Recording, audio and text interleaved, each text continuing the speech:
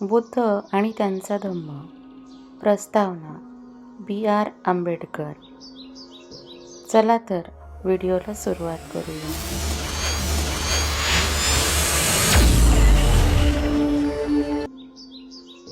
एक प्रश्न मला नेहमी विचारण्यात येतो की एवढे उच्च शिक्षण मी कसे काय घेतले.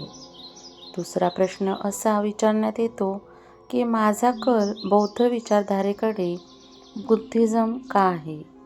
हे प्रश्न मला या कारणास्तव विचारण्यात येतात की मी भारतातील अस्पृश्य म्हणून ओळखल्या जाणाऱ्या समाजामध्ये जन्मलो होतो. पहिल्या प्रश्नाचे उत्तर देण्यास ही जागा योग्य नव्हे, परंतु दुसऱ्या प्रश्नाचे उत्तर मात्र या प्रस्तावनेत देता येईल. या प्रश्नाचे सरळ उत्तर हे आहे की माझ्या मतानुसार बुद्धाचा धम्म श्रेष्ठ आहे. दुसऱ्या कोणत्याही धर्माची त्याच्याशी तुलना केल्या जाऊ शकत नाही. जर एखाद्या विद्यानिष्ठ आधुनिक व्यक्तीला धर्म हवा असेल तर त्याला बुद्धाच्या धम्माशिवाय पर्याय नाही, असे माझे पक्के मत सर्व धर्माच्या 35 वर्ष सखोल अभ्यास केल्यावर तयार झाले आहे. बुद्धिझमचा अभ्यास करण्याकडे मी कसा वळालो, ती एक कथा आहे.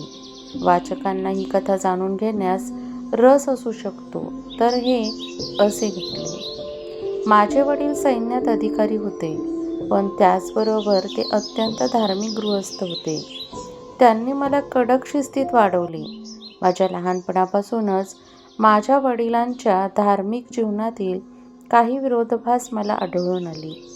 त्यांचे वडील रामानंदी पंथाचे असले तरी मात्र कबीरपंथी होते. तसा त्यांचा मूर्तिपूजेवर विश्वास नव्हता, पण तरीही ते गणपतीची पूजा करत होते. अर्थात आमच्याकरिता, परंतु मला ते आवडत नसे. ते त्याच्या पंथांची पुस्तकं वाचत असत. मला काही माझ्या मोठ्या भावाला मात्र झोप जाण्यापूर्वी माझ्या बहिणींना व मला कथा ऐकण्यास घरी जमलेल्या व्यक्तींना रामायण आणि महाभारतातील काही भाग वाचून सांगण्यास ते आम्हाला भाग पाडीत. कित्येक वर्ष असेच चालू होते.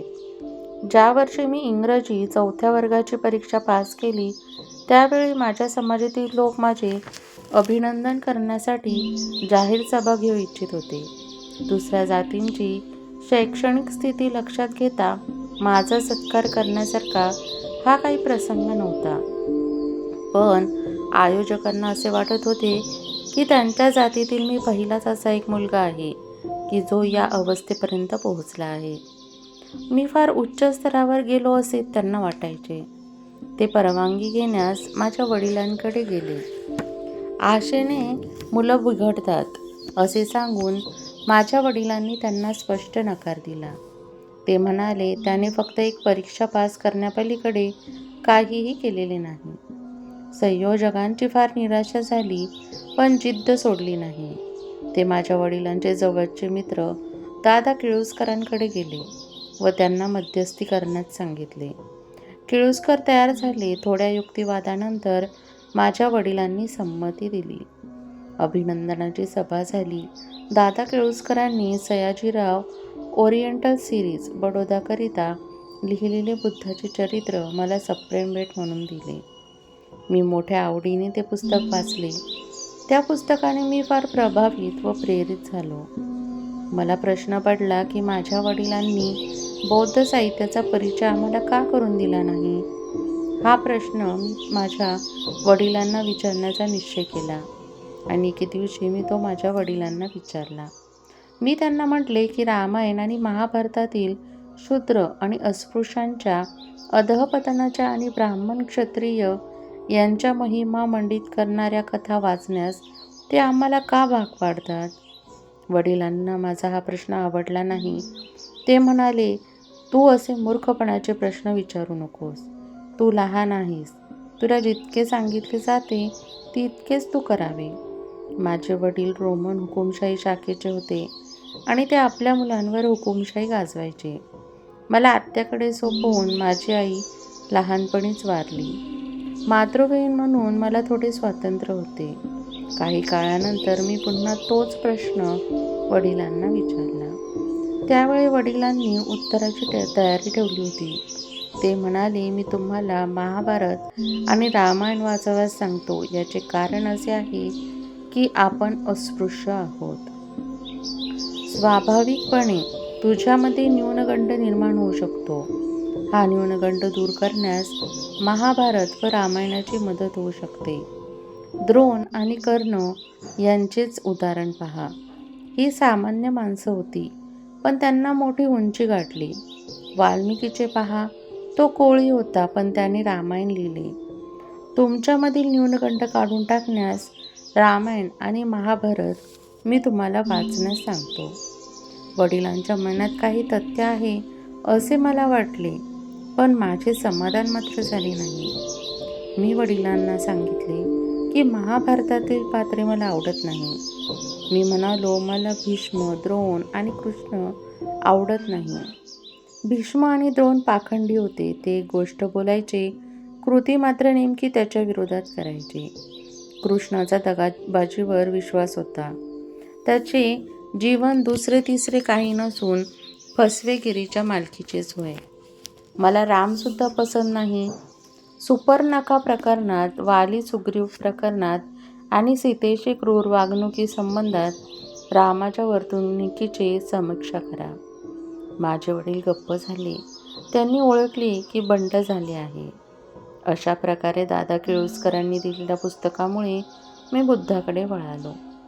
त्या लहान वयात सुद्धा रिकाम्या डोक्याने मी बुद्धाकडे गेलो नाही. मला पार्श्वभूमी होती आणि बुद्धाच्या जीवनावरील पुस्तक वाचताना मी तुलना व भेद करत असे. बुद्ध आणि त्यांचा धम्म यांच्यात रस घेण्याची मी सुरुवात केली होती. हे पुस्तक लिहिण्याची वेगळी खूळ कथा आहे. 1951 साली महाबोधी सोसायटीच्या मासिकाच्या संपादकाने वैशाख अंकाकरिता लेख लिहिण्यास मला सांगितले. या लेखात मी म्हटले की विज्ञाननिष्ठ समाजाला बौद्ध धम्माशिवाय पर्याय नाही, अन्यथा तो समाज नष्ट होईल. हे सुद्धा नमूद केले की जर आधुनिक जगाला स्वतःला वाचवायचे असेल तर त्याला बौद्ध धम्माची कास धरावी लागेल. मी हे देखील नमूद केले की बौद्ध वाङ्मय हे इतके विशाल आहे की कोणी एक व्यक्ती ते पूर्णपणे वाचू शकत नाही. त्यामुळे बुद्धिझमची वाटचाल अत्यंत मंद गतीने होत आहे.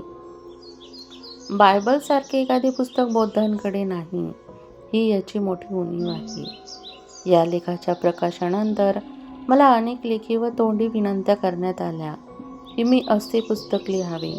त्यांना प्रतिसाद म्हणून मी हे कार्य स्वीकारले आहे. सर्व टीकांना निरस्त करण्याच्या हेतूने मी हे स्पष्ट करू इच्छितो की हे पुस्तक मौलिक आहे, असा माझा दावा नाही. अनेक पुस्तकातील साहित्य याकरिता गोळा करण्यात आले आहे. अश्वघोष चरित्र, बुद्ध चरित्राचा मी विशेष उल्लेख करू इच्छितो. त्याची काव्य प्रतिमा कोणीही नाकारू शकत नाही. काही प्रसंग मी त्याची भाषाशैली उचलली आहे. या पुस्तकातील ज्या बाबीकरता मी मौलिकतेचा आग्रह धरेन ते म्हणजे प्रकरणाची मांडणी ही होय, ज्यामध्ये मी सुटसुटीतपणा व स्पष्टता आणण्याचा प्रयत्न केला आहे. या पुस्तकात काही अशा गोष्टी आहेत ज्या की बुद्धिझमच्या अभ्यासकांना डोकेदुखी ठराव्या. त्याचा उपापोह मी प्राकथन हा सादरीत केला आहे. ज्या सर्वांचे मला सहाय्य झाले त्या सर्वांचे मी आभार मानतो.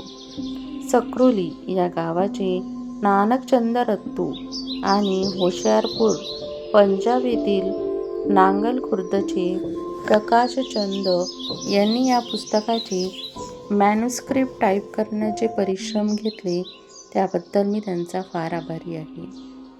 त्यांनी ते अनेकदा टंकमुद्रित केले. नानकचंद रत्तू यांनी हे महान कार्य तडीस नेण्यास फार त्रास व परिश्रम घेतले. आपल्या तब्येतीची काळजी न करता, मोबदल्याची अपेक्षा न करता नानकचंद रत्तू यांनी टायपिंग आदींचे सर्व काम स्वइच्छेने केले. माझी प्रती असलेल्या प्रचंड प्रेमाखातीर व स्नेहाखातीर नानकचंद रत्तू यांनी प्रकाशचंद यांनी हे कार्य केले. त्यांच्या परिश्रमाचे मोल दिले जाऊ शकत नाही. मी त्यांना फार आभारी आहे. या पुस्तकाचे कार्य मी जेव्हा आरंभिले त्यावेळी मी आजारी होतो आणि आताही आजारी आहे. काही वेळेस माझी स्थिती इतकी बिघडायची की डॉक्टर्स मला विझणारी ज्योत समजायचे. या विझणाऱ्या ज्योतीला पुन्हा जीवन देणे माझ्या पत्नीच्या आणि डॉक्टर मालवणकर यांच्या वैद्यकीय कौशल्यामुळे शक्य झाले. मी त्यांचे हार्दिक आभारी आहे. त्यांनी हे कार्य पूर्ण करण्यास मला मदत केली. मी M.B. चिटणीस यांचासुद्धा आभारी आहे. त्यांनी या पुस्तकाची प्रूफे तपासण्यात विशेष रुची घेतली. मी हे नमूद करू इच्छितो की बुद्धिझमचा अभ्यास करावयास आवश्यक 3 पुस्तकांच्या संचातील हेच एक पुस्तक होय.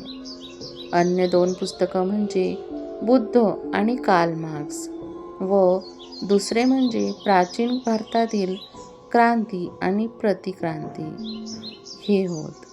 त्या अनेक भागांमध्ये लिहिल्या गेल्या आहेत. त्या लवकरात लवकर प्रसिद्ध होतील अशी मी आशा करतो. B.R. आंबेडकर. फ्रेंड्स, व्हिडिओ आवडला असेल तर व्हिडिओला लाईक करा, चॅनलला सबस्क्राईब करा आणि बेल आयकॉन दाबायला विसरू नका आणि कमेंट बॉक्समध्ये जय भीम नक्की लिहा. व्हिडिओ पाहिल्याबद्दल धन्यवाद.